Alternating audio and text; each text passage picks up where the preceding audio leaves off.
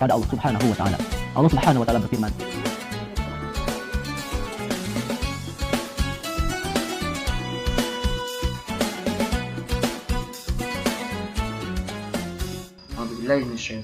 Bismillahirrahmanirrahim. Assalamualaikum warahmatullahi wabarakatuh.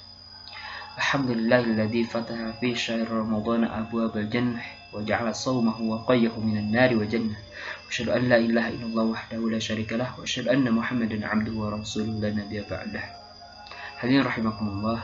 Ada sebuah perkataan dari Sayyidina Umar radhiyallahu anhu bahwasanya beliau pernah berkata, sesungguhnya Allah Subhanahu wa taala menyembunyikan ridhonya di balik amal-amal baik yang dilakukan oleh manusia. Dan Allah Subhanahu wa taala menyembunyikan murkanya di balik dosa-dosa yang dilakukan oleh manusia. Dan Allah Subhanahu wa taala menyembunyikan kekasih-kekasihnya di balik orang-orang yang ramai diremehkan oleh manusia. Maka insyaallah dari perkataan tersebut kita bisa mengambil 3 pelajaran. Yang pertama adalah amal-amal baik yang dilakukan oleh manusia. Hadirin rahimakumullah, sesungguhnya suatu amal tidak dinilai dari besar atau kecilnya amal tersebut. Tidak dinilai dari dahsyat atau dianggap remehnya amal tersebut. Tetapi amalan yang ingin kita bawa di kehadapan Allah Subhanahu wa taala adalah amal yang kemudian ahsan amalan, amal yang paling baik, amal yang paling tulus, amal yang paling ikhlas niatnya karena Allah Subhanahu wa taala. Karena buat apa suatu amal yang besar apabila kita tidak melakukannya ikhlas karena Allah Subhanahu wa taala? Amal tersebut akan hangus dan tidak ada benarnya.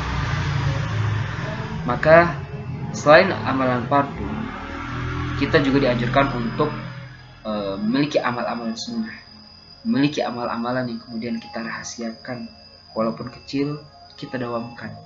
Karena ahabbu a'mali ilallahi adwamuha wa in qalla.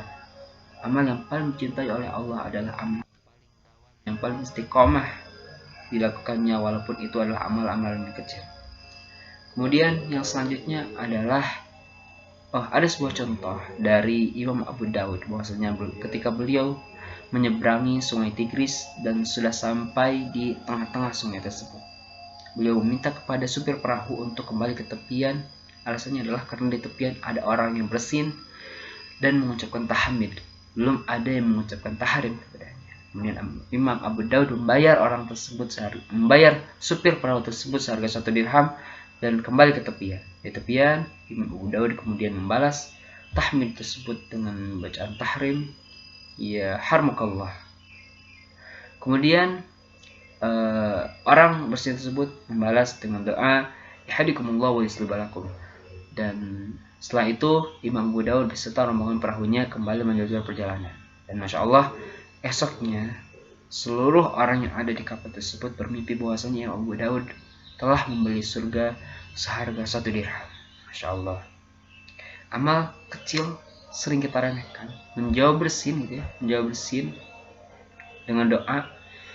Akan tetapi Imam Abu Dawud melakukannya dan kemudian beliau mendapatkan kemuliaan yang begitu besar, yaitu ada suara yang mengatakan bahwa beliau telah dihadiahi surga dengan amal perbuatan beliau tersebut. Kemudian yang kedua adalah dosa-dosa yang dilakukan oleh manusia. Sesungguhnya suatu dosa sebagaimana amal tadi, dosa juga tidak dinilai dari besar atau kecilnya dosa.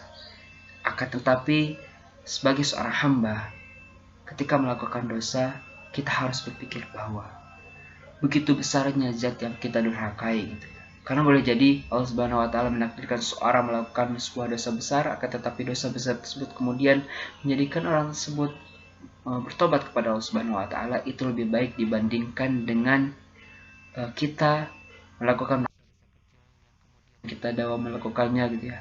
Karena bisa jadi dosa-dosa kecil itulah yang kemudian akan mendatangkan kemurkaan Allah Subhanahu wa taala. Selanjutnya yang ketiga adalah jangan pernah meremehkan orang lain. Kenapa? Karena bisa jadi kekasih-kekasih Allah adalah orang-orang takwa yang tersembunyi. Atqiyaul akhfiya, orang-orang takwa yang tersembunyi. Dan Allah Subhanahu wa taala memerintahkan kepada kita semua agar kita tidak menilai seseorang dari parasnya, dari hartanya, dari kedudukannya, dari jabatannya. Akan tetapi inna akramakum indallahi atqakum, bahwa kita diperintahkan untuk Allah menilai seseorang dari ketakwaannya. Akan tetapi Allah Subhanahu wa taala tidak menampilkan ketakwaan seseorang dari parasnya. kita tidak tahu mana orang yang lebih bertakwa dari kita dan mana orang yang kurang takwa dari kita. Makanya kesimpulannya kata Imam An-Nawawi bahwasanya kita bertakwalah kepada Allah Subhanahu wa taala dan tingkatkanlah ketakwaan kita kepada Allah Subhanahu wa taala dan berusahalah untuk tetap rendah hati. Jangan pernah memandang orang lain dengan pandangan merendahkan, karena boleh jadi orang tersebut adalah orang yang lebih bertakwa dari kita semua. Nah, itu saja yang bisa saya sampaikan. Semoga ada manfaatnya. Kurang lebihnya mohon maaf. Wassalamualaikum warahmatullahi wabarakatuh.